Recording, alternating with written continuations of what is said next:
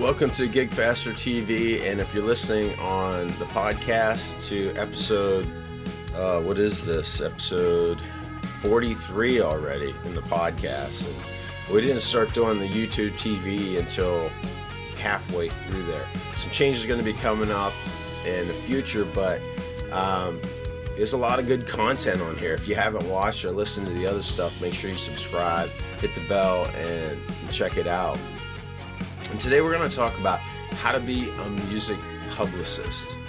You don't have to be a music publicist, but you do. Like, if you're an artist trying to make it, trying to do something with your music, then you need to understand what a music publicist does before you could hire one, or before you get one. And we're going to look into that. We're going to talk about that, and I'm going to give you some action steps you can take right after this. And welcome back. We're going to learn how to be your own music publicist today. In fact, before you hire a music publicist, you have to understand what to expect, what they do, and learn it for yourself. And then you'll know exactly what's involved. And, you're not going to find a music publicist for free. So you need to understand this stuff so you're not wasting your money. So I'm going to read you a definition that I pulled from study.com of what a music publicist is. Music publicists use public relations skills and media knowledge to help a musical artist maintain his or her desired public image. Their duties may include helping to market the artist's work, representing the artist through press releases, arranging for interviews for the media, and writing speeches. And that's the dictionary definition, but basically a music publicist is in charge of spreading the news about an artist and make sure the product is consistent and the message is clear. Now, it seems simple, but a lot of times you'll see a band or an artist and you'll be like, wow, I don't really understand what I'm seeing or hearing. Like, what are they trying to be? Like, because they'll just try to do everything. It's like a chameleon. And I know some guy that was signed to a major label, and he got some major promo on TV and everything else, and he's just hopping around from like different genre to genre. And the truth is, you need to stick with one thing so that your product gets better and better, and you're not spread thin trying to be a jazz artist, a pop artist, a country artist, a Christian artist, a rock artist. Like, you can meld all those into your own unique style, but it has to be clear what your product really is. So make sure your product is consistent and your message is clear. Music publicists will contact media press outlets, including music blogs and music reviewers. They market you so that you can build your fan base. The goal of marketing is to sell. So like, whenever you're marketing that stuff and you're getting that information, it's just to grow your fan base so you can have more customers. Your fans are potential customers. You got to think of it like that. Like, what you're trying to sell something. Look, if Justin Bieber or Drake or Eminem or even Elton John or Michael Jackson, any of these people, look, if they didn't have customers, then they would have been nothing. They could have had the greatest music in the world for a very small audience, and that's fine. That's not a bad thing. You shouldn't get discouraged if you're not super popular. Like, maybe you write and you bless just a small group of people. You could change their lives with your music. But my point is, your music, you have a product and you're selling it to your customers. Okay, so you're gonna want to listen to them if you have people that like what you're doing, and you're trying to market yourself so that you can sell. So, and if you can't sell yourself, a lot of people are like, oh, I'm not good at sales. You need to learn how to do that. You need to get confident and believe in what you got, because there are a lot of people with products that aren't as good, music that's not as good, talent that is not as good as you, and they are killing it because you know what? They don't care. They're just selling themselves. They're sold. They think they're great and they're selling it. And guess what? That confidence is good.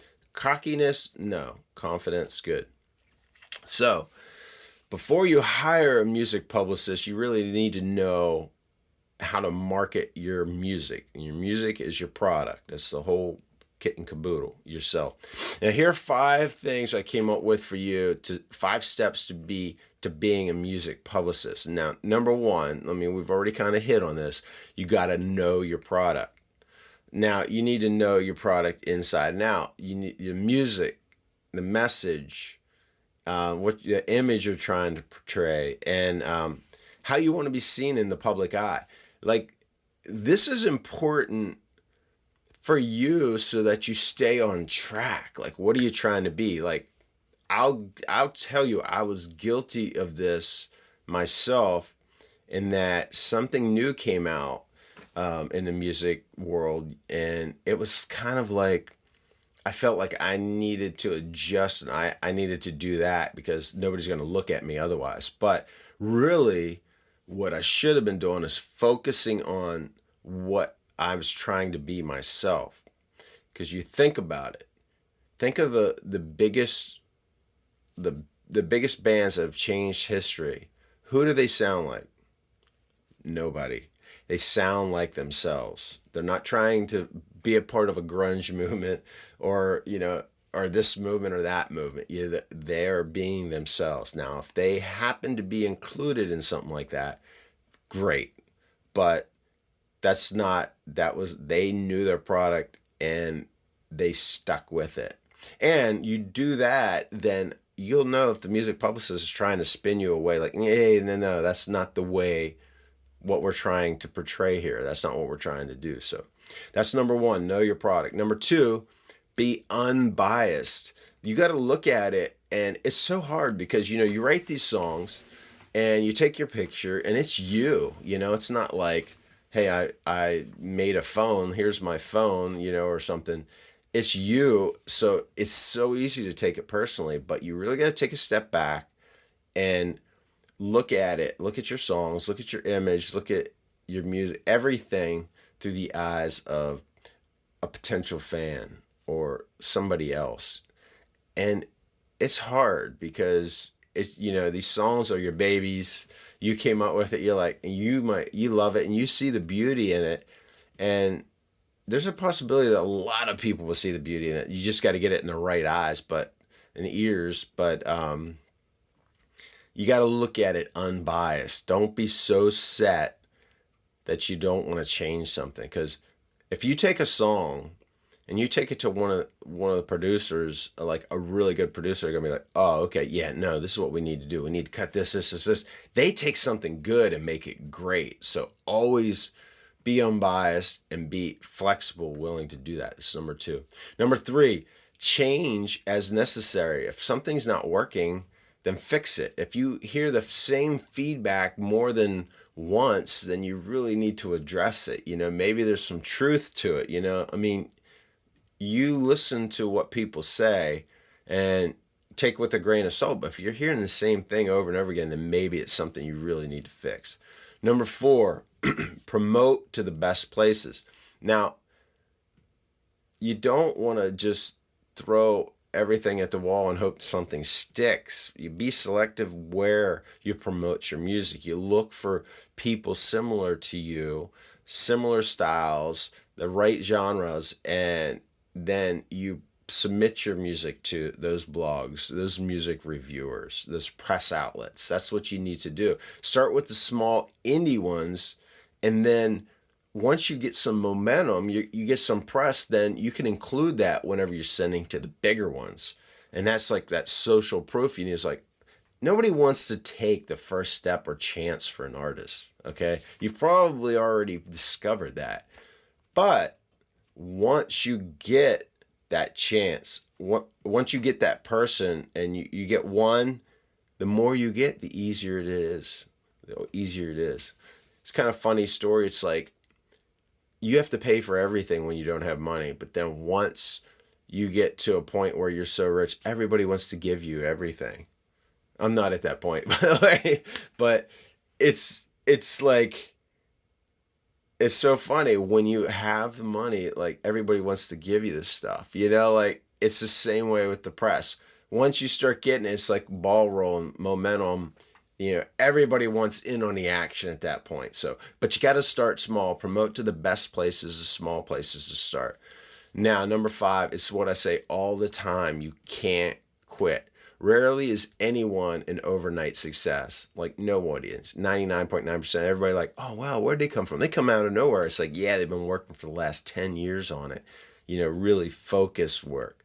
And they've been promoting and they've been building it up. So you can't quit. This is one thing, like, this is going to be in a future blog, but a future video and podcast but I'm going to repeat it here. I'm going to say it first here because it's worth repeating later, is that whenever you feel like you're going to quit, you're not alone. There are tons and tons of people feeling exactly the same as you, right at that same moment. And the beautiful thing about that is, and this is what keeps me going all the time, it's like, I know they're all going to quit. They're going to quit. They're like, oh, I'm just, that's it. It's like, everybody quits. That's why I don't quit, because I'm like, you know what? If we're in a race, I just lost another 10 people. I just lost another 100 people. I'm out there, The more you go, the more people quit. The farther ahead you get, the more opportunities you're going to get. That's why you can't quit. Continually tweak your product and you're going to find success. They didn't build Rome in a day, and 99.9% of musicians didn't hit it big overnight. The stars you see at the top, they did one thing. They never quit. Now, and with how GigFaster can help you, we have independent music reviewers, independent music blogs that you can submit your music to. And you submit your music to them, and then we follow up with them until you get a response. Like, okay, look, you have a product. You need potential customers. And any salesperson, you're a salesperson. You're trying to sell your stuff. I know it's hard because it's you. But most of the time, when you're trying to sell something, you're going to get a no. And that's just the way it is, You got to press on. You can't quit. And then you're going to get the yeses. And you're going to build your momentum. It's going to be a lot easier than you think. We have over 6,000 venues, record labels, music bloggers, music reviewers that you can submit to. And you can try it all. You can check it all out for free. There's a week trial. Just go to GigFaster.com and check it out. So, hey, thanks for watching. Thanks for listening. I'm Craig from GigFaster, and I'll catch you next time.